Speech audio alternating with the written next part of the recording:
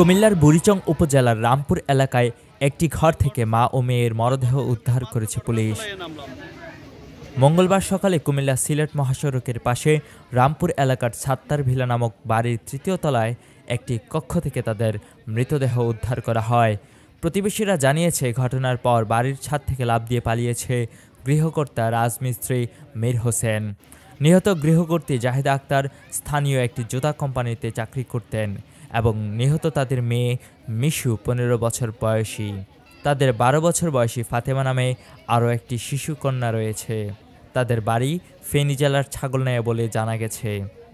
আমরা তখন রাত প্রায় ভোর 4:30 বাজে। এই সময় আমাদের বাসার মালিক উনি এসে প্রথমে আমার পার্শ্ববর্তীদের প্রথমে নক করে। ও বের হওয়ার পরে সে আমারে নক করে দরজাতে, পরে আমি বের হই। বের হওয়ার পর জানতে পারি যে মারা গেছে, জাস্ট মারা গেছে এইটুকুই জানি। তো ওখানে মীর হোসেন সে নিজে উপস্থিত ছিল, বাসার মালিক উনি উপস্থিত ছিল। পরবর্তীতে বাসার মালিক নিচে যায়, দরজা গেট লাগানোর জন্য। তো আমরা উপরেই ছিলাম, তিনি একটু দেখেন আমি নিচে থেকে লক করে আসতেছি।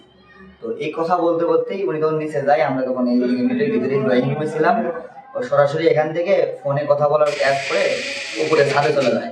আমরা পিছে পিছে ছাদে যাই, থেকে উনি ছাদ থেকে লাফ দিচ্ছে গাছে, পাশে একটা গাছ আছে, গাছ থেকে নিচে পড়ছে, এইটুকুই দিয়েছে। পরবর্তীতে আমরা গেট থেকে বের হয়ে রাস্তার দিকে গেছি। দেবপুর ফাঁড়ি পুলিশ বলছে, মরদেহ উদ্ধার করে দেবপুর ফাঁড়িতে নিয়ে আসা হয়েছে। ময়নাতদন্তের পর মৃত্যুর সঠিক কারণ জানা যাবে। পশ্চিম পাশের ফ্ল্যাটের দক্ষিণ পাশের রুমে আমরা দুটো মরদেহ পাই এবং মরদেহ পাওয়ার পর আমরা ওইখানে রিপোর্ট প্রস্তুত করি। এখন ওইখান থেকে আমরা একটা কীটনাশকের বোতল উদ্ধার করি এবং মা এবং মেয়ে দুজনের মুখে থেকে বিভিন্ন লালা বা ফেনা জাতীয় বা বিষক্রিয়া জাতীয় এরকম আমরা দেখতে পাই। তো এখন বিষয়টা হলো, আমরা যতটুকু শুনতে পারছি যে তারা বিভিন্ন এলাকা ভিত্তিকভাবে ঋণের কারণেই এইখানে চাকরি করতো। স্বামী স্ত্রীর মধ্যে একটু মনোমালিন্য ছিল। আর এখন মূলত পোস্টমর্টম এর জন্য আমরা পাঠাচ্ছি। এটা রিপোর্ট আসলে এবং তদন্ত সম্পন্ন হলে পুরো বিস্তারিত জানানো যাবে। বাড়ির মালিক আবুল খায়ের জানান, গত 12 জুলাই তারা এই বাড়িতে ভাড়া আসেন। গতকাল মধ্যরাতে জিহান ফুটওয়ার কোম্পানির ফোরম্যান ইব্রাহিম তাকে ফোন দিয়ে জানান, বাসার ভেতর জাহিদা আক্তারের মৃত্যু হয়েছে। এই ঘটনার পর 3 তলায় গিয়ে খোঁজ নেওয়ার সময় তিনি দেখতে পান মীর হোসেন পালিয়ে যাওয়ার জন্য ছাদ থেকে লাফ দেন।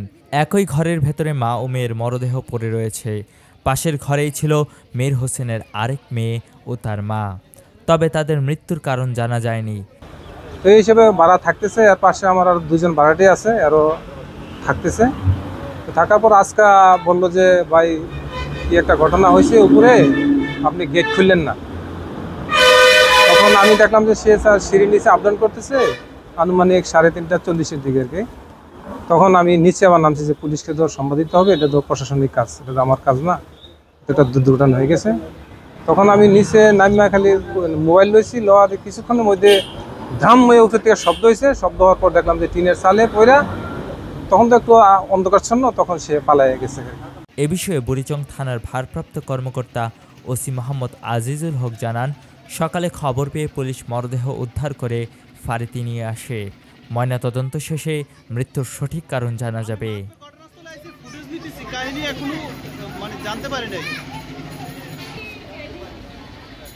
কুমিল্লার কাগজ নিউজ ডেস্ক।